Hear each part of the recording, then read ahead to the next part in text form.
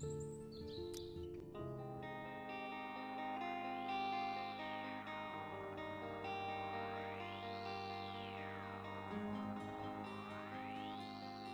was really great to see so many fan arts, so many letters, so many fiction, cosplays. The reactions were fantastic, way beyond our craziest expectations. It was impossible to expect a huge community like this and so passionate fans, and it's great.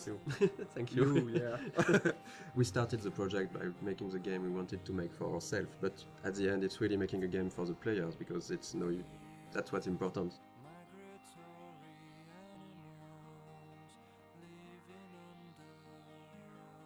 So welcome to the dev commentary of Life is Strange. We're really happy to be there and talk about the game.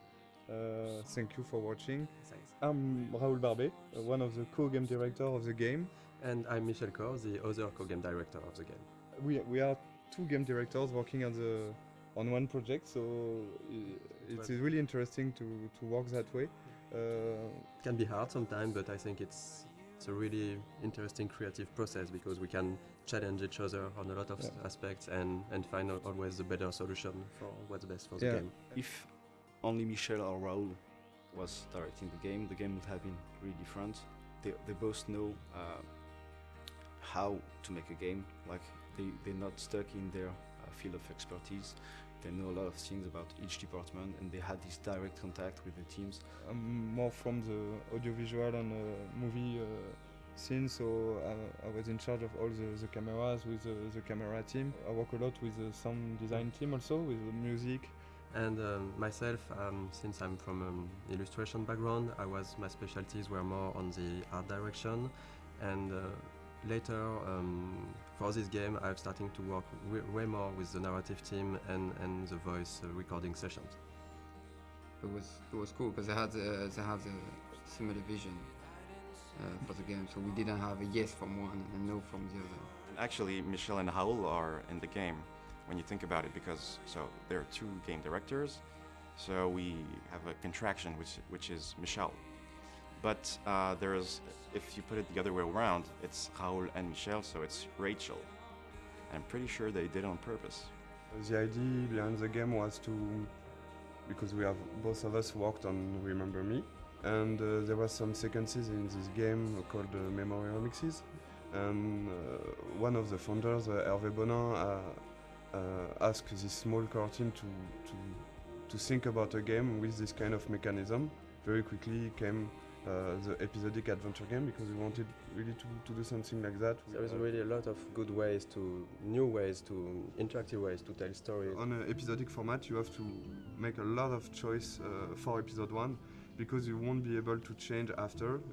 A lot of assets have to be there in episode 1. Yeah. So the menu is one of those assets. It was interesting because there was a lot of variations. We did a lot of tries of what we wanted to show in this menu. The idea was really to basically show the most important locations of the game.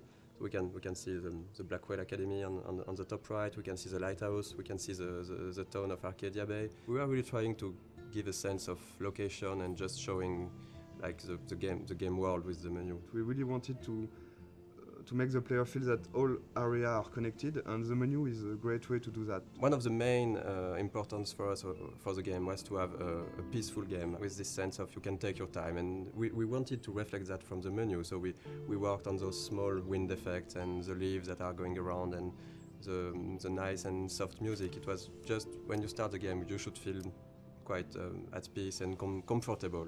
And even when the menu evolves in each episode, there is some small details that are changing. Like for the menu for episode 4, you have the beach whaled. That's this kind of details we wanted to just add with the variations of the menu. The game takes place in Oregon, in the Pacific Northwest, in the United States. When I went back there on vacations, I've seen a lot of places that really looks like what we did in the game. So I guess it was a really big job of references to be sure that everything was correct, but it's also something that's really exciting about making a game, that you have to look at everything and to reproduce reality, and with of course our own lens and stylizations, but we really wanted this to feel like being in Oregon. Sometimes people ask us if we choose to have a game in the United States for marketing, for selling the game. We knew that we were fans of like TV shows like Twin Peaks or X-Files. They have those trees and the Pacific Northwest feeling. I think they are a great example of a small community thinking that everybody know each other and everybody is happy, but when you put something inside this community, it could be something supernatural. You discover a lot more. And it's really a way to shift things around and to bring chaos and interesting variations on the characters. And in the end, Life is Strange is really a game and a story about the characters, about their lives. It's not a story about the sci-fi elements. The sci-fi elements are just for us. They were just here to make things interesting. Okay, so let's play the game and Yeah, let's play Life is Strange. So this is the very beginning of the game. I think this is one of the very difficult sequence of the beginning of the production because this is the first time the player will see what the game looks like and will be inside the story. So we got a lot of discussion about this one and a lot of discussion about the shots, how we are going to present Mac's character. The important, as this is a video game, is the player to know where he has to go and the objective of each scene. This scene is a link to the end of the game, of course, and it's also to close the loop and begin with this scene. And when you know the end of the game was something we really wanted to have, so we can see all the FX, and we've got one FX artist, very talented, Thomas. Here you can see a lot of his work, all the particles, the tornado. We took a lot of time to work on this tornado because when you're working on an episodic game, it's important to still hook the player from episode 1. So that's the kind of discussion we had about the rhythm, to when should we put something that has a bit more impact and that feels something that shows the player that there is something bigger. So this introduction was a bit like that. We wanted in Life is Strange the player to always know what Max is knowing and to just be with her. At this moment, Max doesn't know where she is and the player doesn't know it either.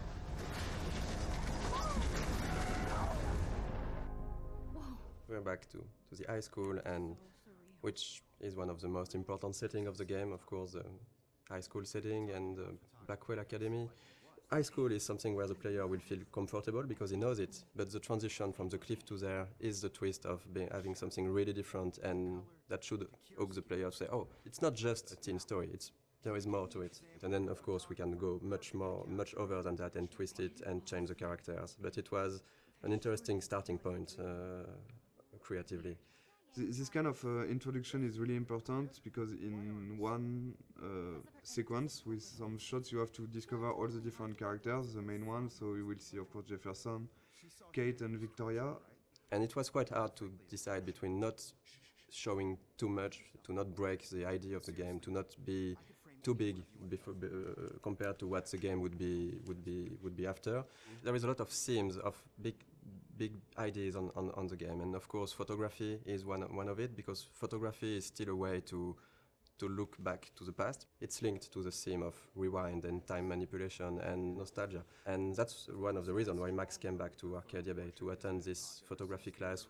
I think for the player to be like Max back in this town when she don't know everyone, but you've got to respect the schedule. It's really, as a player, something great to discover. Also, the lighting was really important in this scene to break the cliff ambience by this sunny atmosphere and all this light coming from the windows. And maybe we decided to have a private high school rather than just a regular high school for the photography course. But it was also to be able to have less students because we wanted the story to be a bit more intimate. We didn't want it to be like this huge high school with so many students. But based on what the player is doing, you can really learn more about them and see that they're actually not just the stereotype and the archetype you would think they are. This is still a perfect example of how episodic is hard. Because if you look closely at this poster, there is a mistake on it. It says that the exhibition takes place in the De Jong Museum of Art, when actually it's not that in episode 5. It's the Zeitgeist Gallery. We have a really great community. So thank you guys. And people found out this mistake, and yes, it is a mistake. It's when in episode 5 we found out that we couldn't be a museum. It was too big, so it has to be an art gallery. So we changed the name, and yes, there is a mistake like this in episode 1. I was about to. Welcome to the real world. We really wanted to have this feeling of being part of a whole high school. So it means a lot of people. It means bullying. It means difficulties when you're a teenager in this kind of world. Showing the different cliques and different kind of teenager. I think a lot of players love this introduction. The use of music here is really important. Is as Max feels insecure in this atmosphere, we wanted her to isolate, and the music is a great way of isolate yourself when you just want to be on your own. And so since the beginning of the game, we were working with licensed tracks, licensed music. We test when we testing and prototype some scenes. We put some licensed tracks from artists we love, and Scene Matters one of them. And when we asked Jonathan Morali, who is the lead of Scene Matters, if it's possible to use his music, he's a gamer, so it was really happy to have this new experience, and for us it's just incredible to work with him. And this kind of editing is really difficult to do, because you have to choose the important moment in a song and to choose the right images. Because our writer Jean-Luc has written many scenes built around music. The edit is based on the music. It's not the other way. The music is really important in the game. It explains a lot about the characters, because the choice of the music, the choice of the artist means a lot. For example, Chloe won't listen to the same artist as Max. For the anecdote, for this guitar part, we asked the lead singer of Scene Matters to take his guitar and to play on top of Gonzalez's song in a clumsy way, to be sure that it would be like Max playing guitar.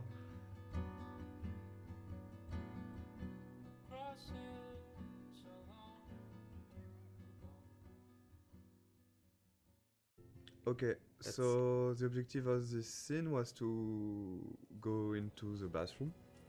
I think you can hear the great sound work. Sebastian, the audio lead, has worked a lot on this kind of effects. When you take out your earplug, you can hear more the ambience. And this kind of art is done by our main concept artist. We got like 4 concept artists working on the game, with Edouard, who has made a lot of artwork. He was the one concept artist. So basically in the beginning we do a lot of documentation, like we do a lot of research from all those pictures we can find on the internet. Every room, every character needs to tell you a story, who they are, what they do. And just for following the scene, even for the mood, when it's still the rhythm of the game. So we wanted this scene in the bathroom to have a really cold and harsher and more contrasty lighting, to be different from the soft and warm lighting from the art class before. I think this scene, there was here one of the mistakes we have done with the game. For example, when Max is tearing apart the Polaroid. In fact, I don't know if you have tried to tear apart a Polaroid, but it's quite impossible. Yeah, you can. We tried it. You can't do it. It's too strong. It's plastic, and it's impossible to tear it like she does. But of course, there is a lot of symbolic behind this, and so we decided to keep it, even if it's non-realistic. Maybe it's a bad Polaroid quality, and we can do it. So you can see the butterfly coming in from the window. There's a lot of symbol behind this. The butterfly, of course, with all the butterfly effects thing, and the fact that Chloe has got some butterflies on her tattoo, and the color of her hair based on the color of the butterfly. Really something we wanted to hear. The blue butterfly is really, really important, and of course at the end of the game it's much more important. One of the fans' favorite, and of course a character we really love, Chloe. She's She's one of the most important characters because at the end the choice is about her. It was really important to create this character the best way possible so the player would learn to care more and more about her. But we really wanted her to be not that nice at the beginning, so when she's evolving during the different episodes and she's getting nicer to Max, people would care even more about her because she changed and she likes the fact that she changed. If she was the nicest person from the beginning, it wouldn't be, I think, as effective that her going forward and changing toward Max. Sometimes some players hated Chloe during the first episode, and I think it's not a bad thing because you can dislike a lot of things about her personality. And after in episode 3, and of course at the beginning of episode 4, there is really something more to this character, and I think it's like having in real life with a friend. There is always some things you don't like. The relation between Max and Chloe talk about that, and I think it's really interesting to see how the player will learn to like more and more Chloe. And I think it was one of the biggest challenge of the writing process because we have 5 episodes, we have a limited amount of time, and we need to find the good beats and the good pacing to make those characters evolve. It's a really intimate story, and it's mostly just centered on just emotional moments. All of the major choices that you make in the game are emotional. The heart of it is the relationship between Max and Chloe. It gets really dark and things get really hard for Chloe and really emotional. In the game, one of our goals was also to be able to talk about real life issues, about some social themes and difficult themes that can be experienced in real life. I mean, it's different to other games where there are bigger issues like situation of life or death or war or stuff like that. And in this game, we wanted really to focus on more human issues on a smaller level. The mood of the game and the themes of the game. It's the themes that we tackle in the game are not something that you see often in other games. We try to be mature about it. We try not to force it onto players, and we try not to be too brutal about it. We have issues like domestic violence, family issues. So talk about drugs, alcoholism, depression. It's part of a reality, and I think it was really important for us to not avoid that.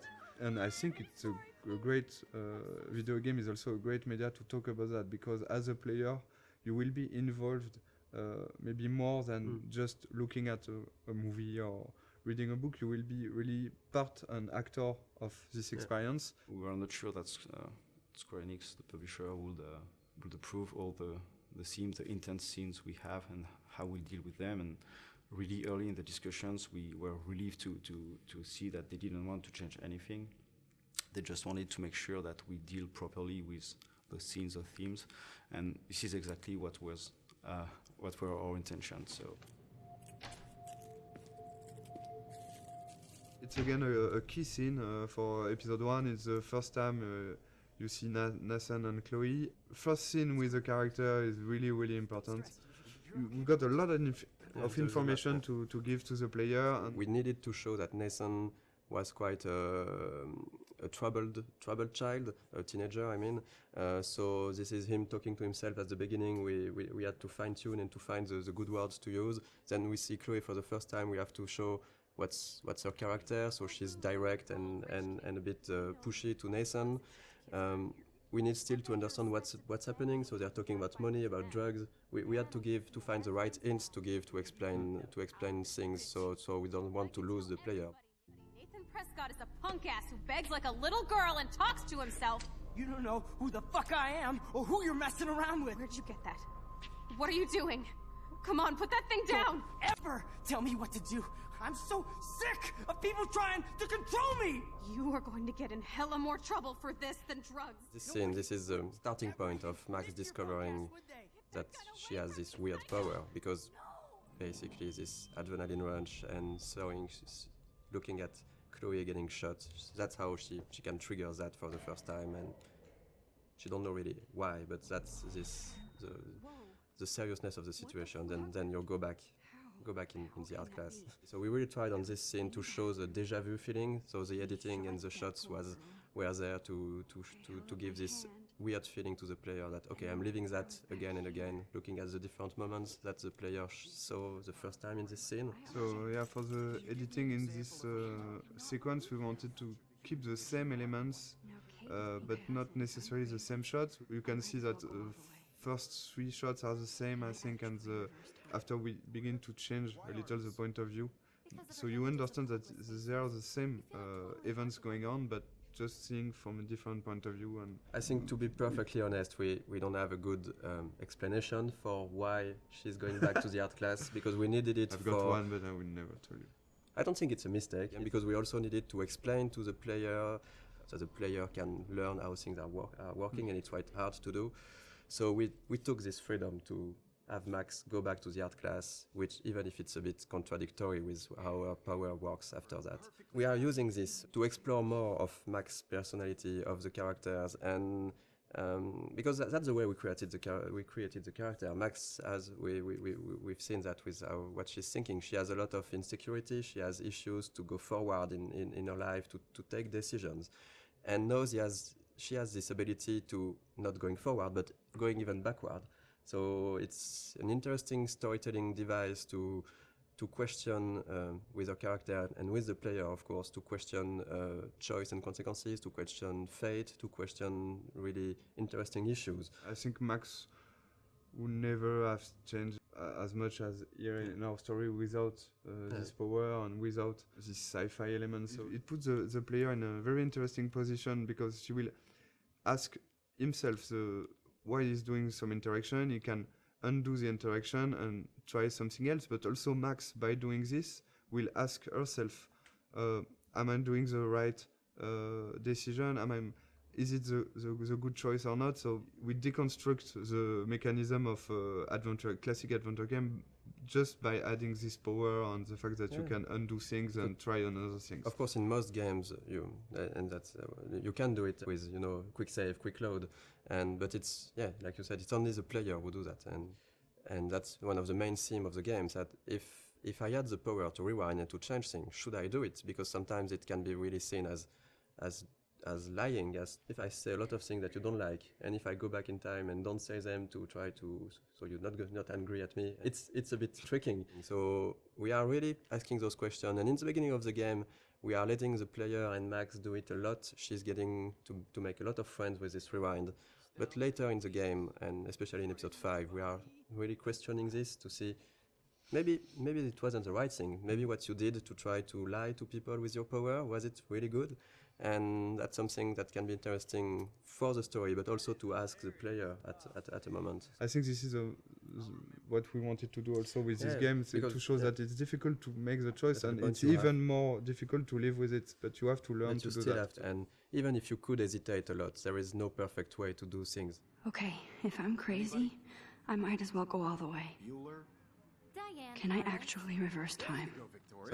So that's basically that the first time the player will actively rewind. So we have Max thinking that, okay, I just got back in time. I'm in the art class, and so that's why we made her break her camera, because we needed to have an element that the player will see that we will rewind. So we can really explain how do you rewind. So Max broke her camera, and then she's thinking, okay, if I got back in time, maybe I can try to do it again and revert that. So that's the first real rewind the player is actively doing. It's okay, we don't really want the players to use the rewind all the time. But since it's important in the beginning of the game to really show the player the tools he have, and it was important for us to have this in this scene, to have a lot of use of the rewind, so he can really, okay, I know how it is now, and now I decide if I use it or not. I hope I have enough time to get to the bathroom. Please, please. I can't tell anybody. They'll think I'm crazy. Since we are really playing the game with the point of view of Max, for her, not everything is clear, so it shouldn't be clear for the player. But there is a lot of hints that should really guide the players to understand what's happening. We have a lot of symbolism with totem spirit animals. We have the doe, and you can clearly see in episode 4 that the doe is linked to Rachel, and it's basically somehow presence of Rachel that's guiding Max at moments. I'm not sure that a lot of players notice that, but in episode 2 actually, when you see the dough in the junkyard, it's precisely where Rachel is buried. There is this mystic feeling around the town, and since we didn't want to clearly explain everything, it's part of what makes Arcadia Bay a bit different and a bit special.